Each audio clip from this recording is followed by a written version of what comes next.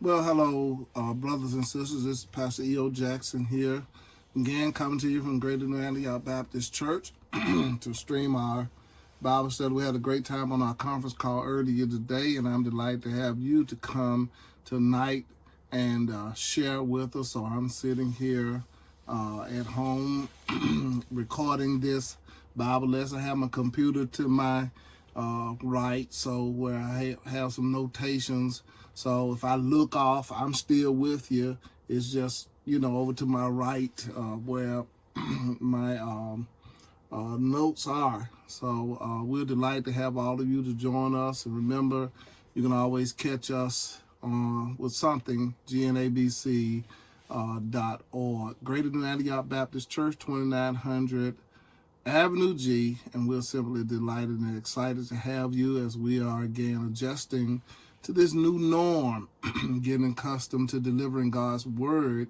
Facebook and streaming was already out there. I personally, have been using some of these venues for a minute, so we're delighted to have you to join in with us to share a Bible study with us. So thank you for joining us. I started a lesson today, and we want to be talking to you. And in this laid back, I like this. Looking forward to getting back to church, though. We missed the worship and being in a Bible study with the people, but you're able to join me. So do whatever y'all do. Text somebody and tell them, hey, click on Pastor E.O. Jackson from Greater New Antioch Baptist Church is here, and tell him he's just doing his level best to bring this Bible study. I want to start a lesson today. We're talking about, and I want to lay a foundation for the sovereignty of God, the sovereignty of God. And I'd like to begin by giving you a definition. It means that as ruler over the universe, God is free and has the right to do whatever he wants to do, and he's not limited by the dictates of any of us. In other words, God is just simply in complete control. Now, I think this is needed right now in our country. Going through what we're going through, we need to know how the sovereign will of God works.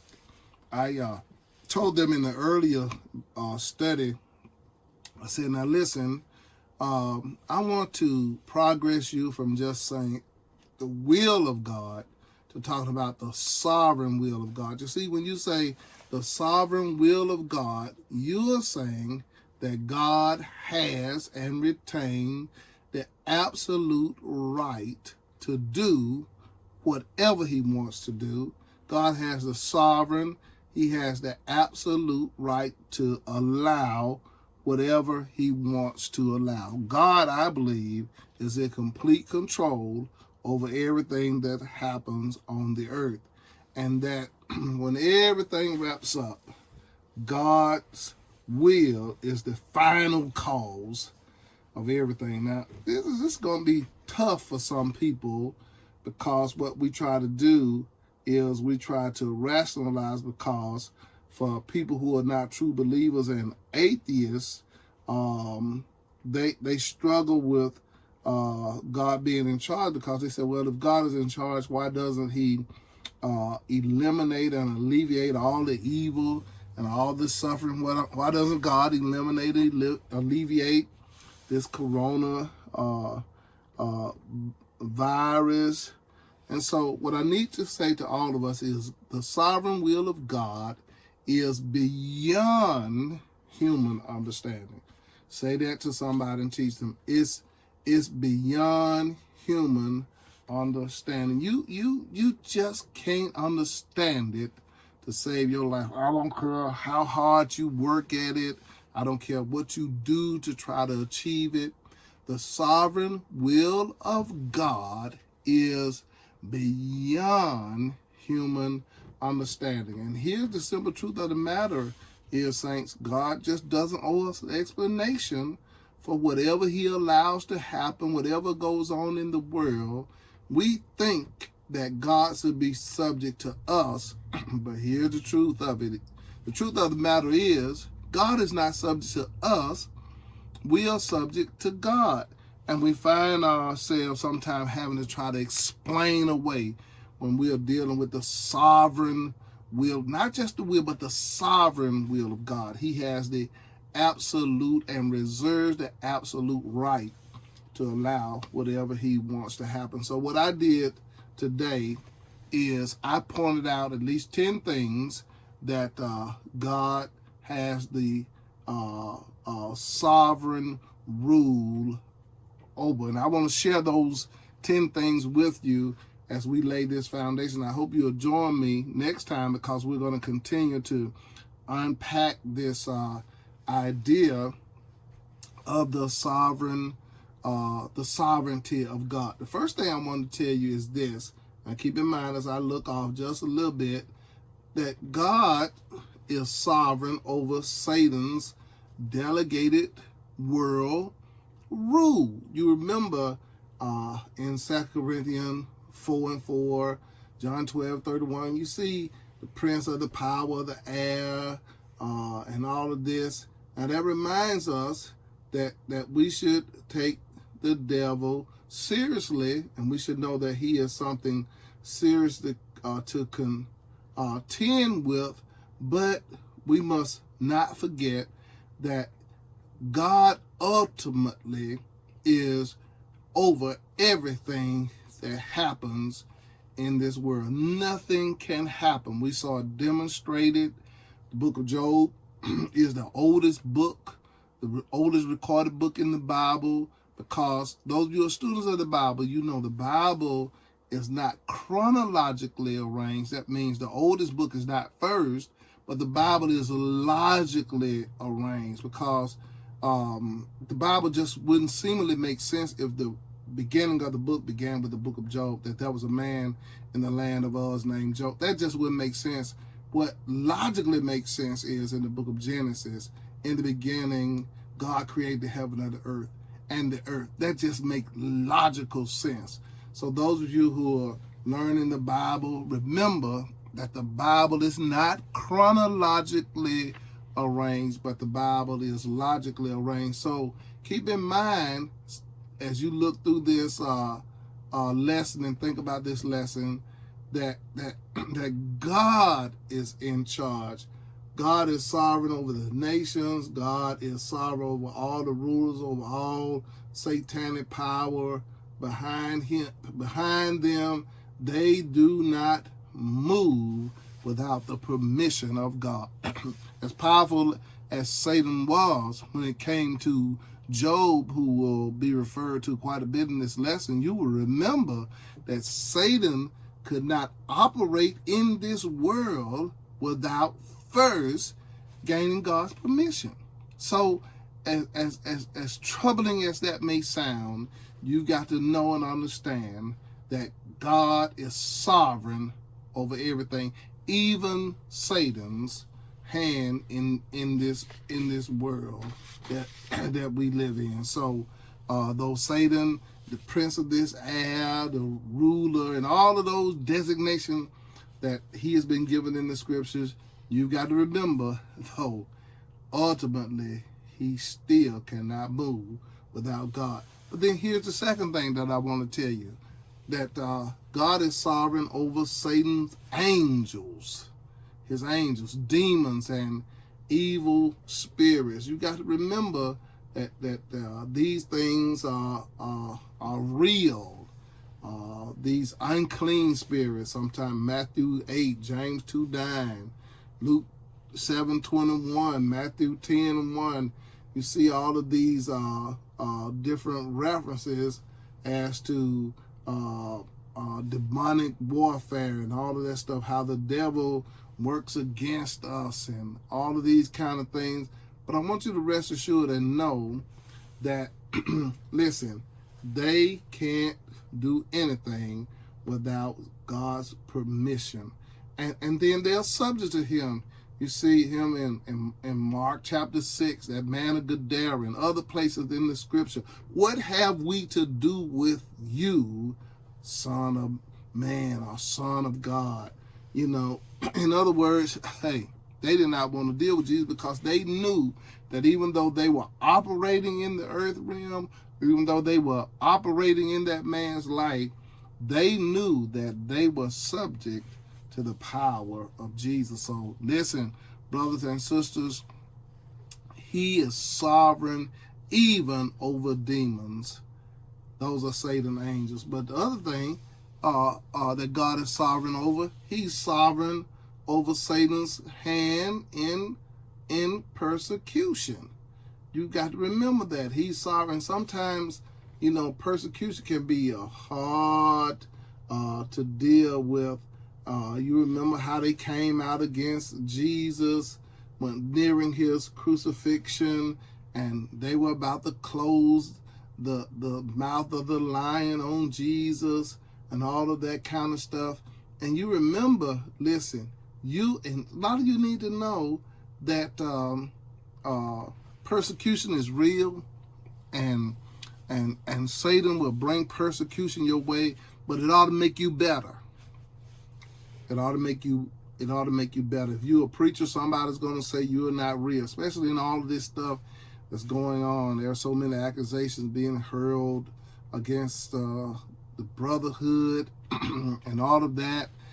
You can be just a God-loving Christian. Somebody's going to say you're not all of that. They're always persecuting, but what persecution should do, it should not drive you from God, but persecution should drive you to God. Persecution should not drive you off your knees, but persecution should drive you down to your knees. But you've got to remember that God is at work even when people are hurling persecutions at you. You're no better than Jesus. Beelzebub. They called Jesus out of his name. They called him everything but who he was. Now, somebody said, sticks and stones may break my bones, but words would never hurt me. That ain't true.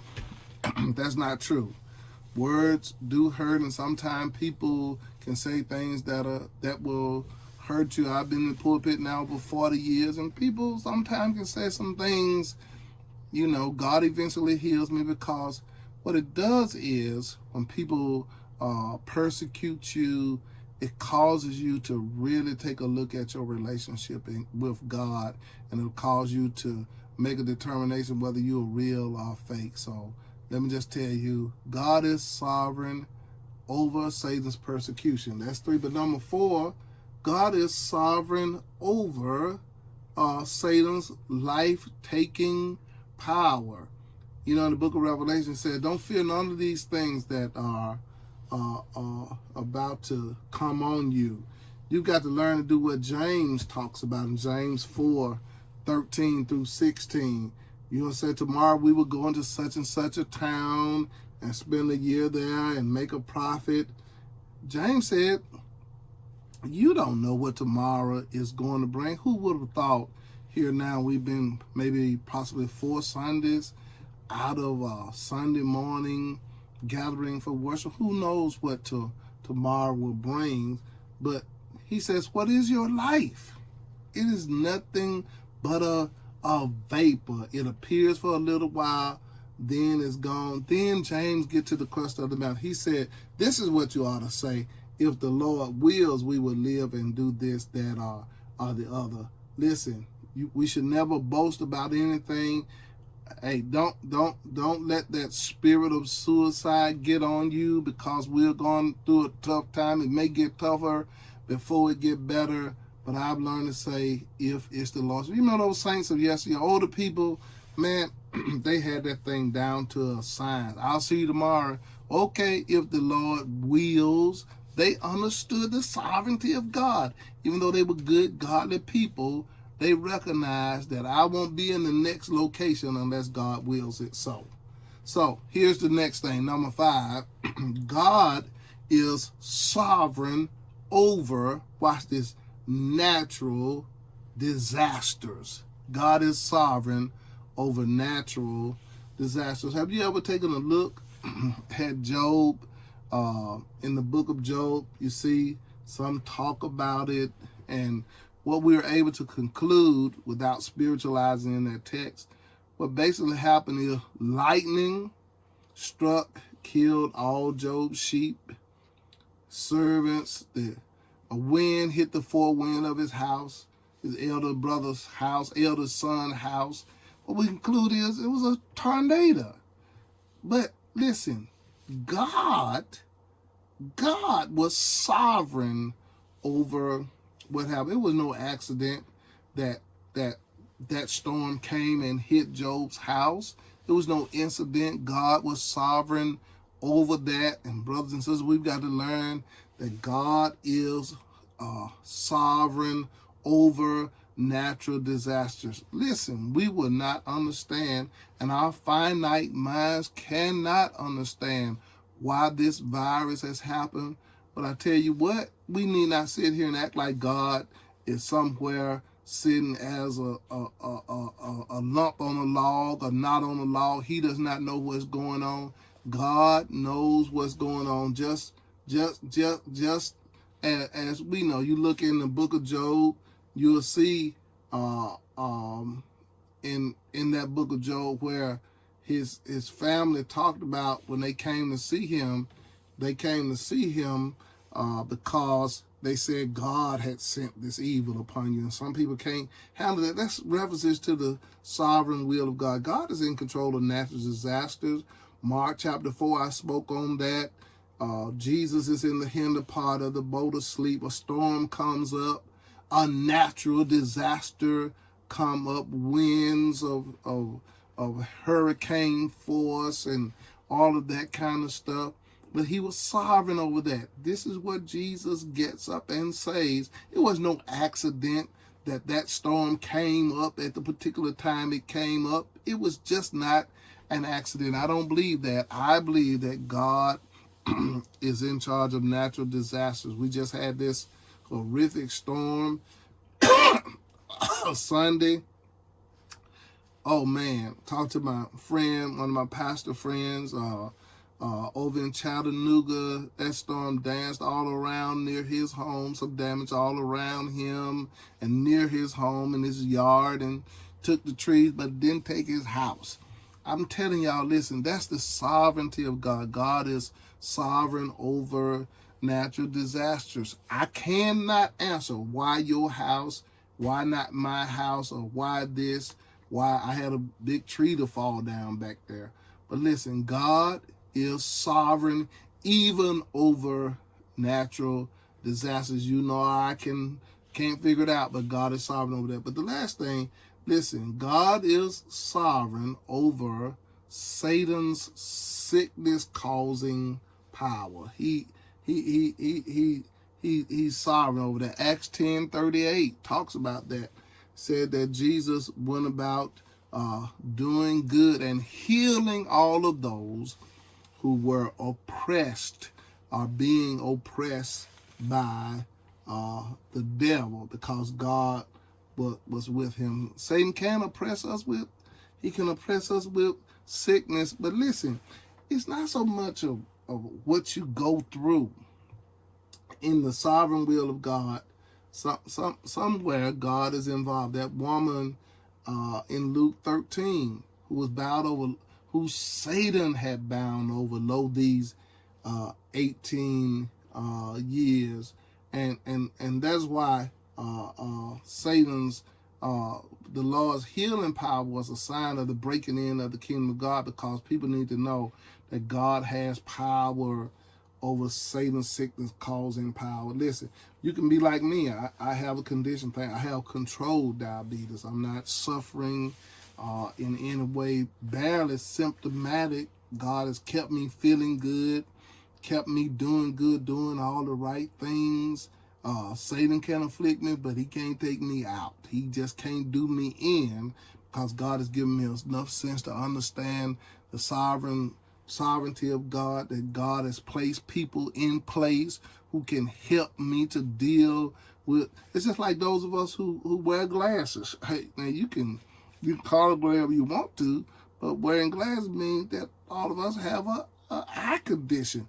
But guess what God did? God so in his sovereign will fixed it so when this affliction comes, there's somebody out there who has the necessary know-how to deal with my affliction and make these glasses so that I can see like I ought. Hey y'all, I can't do that, but thank God for that. So God is sovereign over Satan's sickness causing power. But then, and I don't want to deal too much with that, God is sovereign over Satan's use of animals and plants and things of that nature. There are animals who can kill us and plants that can kill us, but God has the ability to heal us of whatever Satan uses to cause us any ill will. Here's number 8. God is sovereign over Satan's temptations toward us to sin. You remember when in the temptation story, how Satan came to Jesus in Matthew chapter 4. In Matthew chapter 4, Satan is tempting Jesus. That's the provocation to sin. There's a difference between test and sin. Satan provokes us to sin. God will test us. That's a difference. Those are two different words there, but the provocations of sin. Listen at Satan as he speaks with Jesus. He says, all of this I'll give you if you bow down and worship me. Leap down from the temple. It is written that God has given the angels charge concerning thee, that at least you, at any time you dash your foot against a stone, and all of these, turn these stones into bread. Use your gifts to razzle dazzle people. That's what Satan does, is he provokes us. But listen, God is sovereign over that. He's sovereign over his provoking us to sin. Number 9, God is sovereign over Satan's mind-blinding power. He's sovereign over that. Watch this in 2 Corinthians 4:4. Talks about whom the God of this world has blinded the minds of unbelievers to keep them from seeing the glorious light. Now, this is one of, and I was reading what one writer said about it. He said that this is one of the most deadliest weapons in Satan's arsenal. And that is that he can blind people from seeing the glorious light of the gospel. And so it is even now that people, with what's going on, some people can't even see that God is at work in all of this. Don't you fool yourself. Don't you get in your head that God is not at work in all of this. He's sovereign in all of this. And you remember that whatever God does, some way it's going to work out to his good. Now, here's the last thing, and we're done for this foundational, and that is that God is sovereign over Satan's spiritual bondage. This is how Satan does. Satan enslaves people in one or two ways. One is with misery and suffering. Misery and suffering. That's the way he gets us in bondage, with misery and suffering. A whole lot of people, why me, all of that kind of stuff. But the other is Satan does it, watch this, with pleasures and prosperity. Pleasures and prosperity. And so that's how he does. He gets us a number of ways, and he blinds us to what God pledges in prosperity. Man, you can get some money and you think I don't need anything else, but money won't get it. I'll tell you, you can have all the money. Money can't protect us from this virus that's out there. We need the power of God.